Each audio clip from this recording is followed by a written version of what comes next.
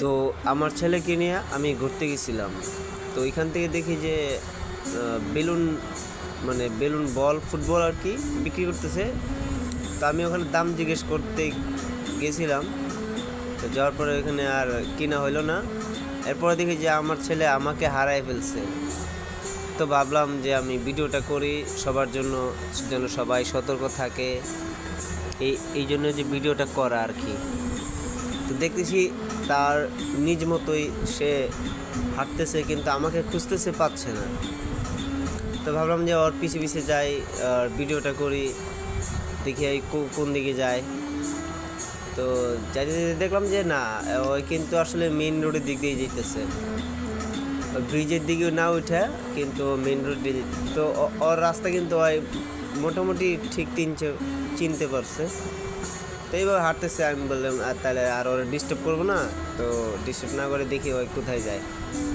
তো আপনারা সবাই সতর্ক থাকবেন, ছেলেপেলে নিয়ে সাবধানে থাকবেন, যেন সবাই হাতে হাতে রাখবেন, যেন বাচ্চারা এরকম না হারায়।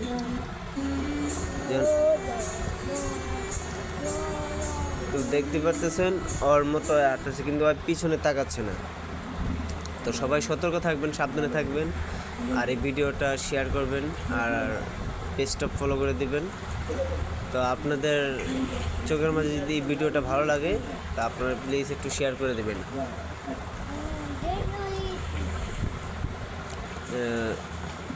গেছিলাম ঘুরতে জিয়া উদ্যানে।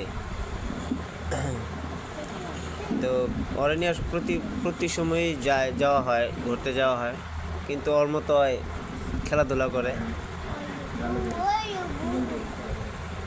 আপনারা দেখলে বুঝতে পারবেন যে না, ওর মতো ওই কিন্তু হাঁটতেছে, ওরা কিন্তু আমি কিছু বলিনি। তো সবাই সাবধানে থাকবেন। জিয়া উদ্যানে প্রায় শত শত লোক হয়েছে, যেটা আসলে মানুষের ভিড়ে আসলে পাওয়া যায় না। আর ছেলে বাচ্চারা বা মেয়ে বাচ্চারা তারা তো এক জায়গায় থাকে না, তারাও হাঁটাহাঁটি করে। তো এখন যে পথে দিতেছে ওই কিন্তু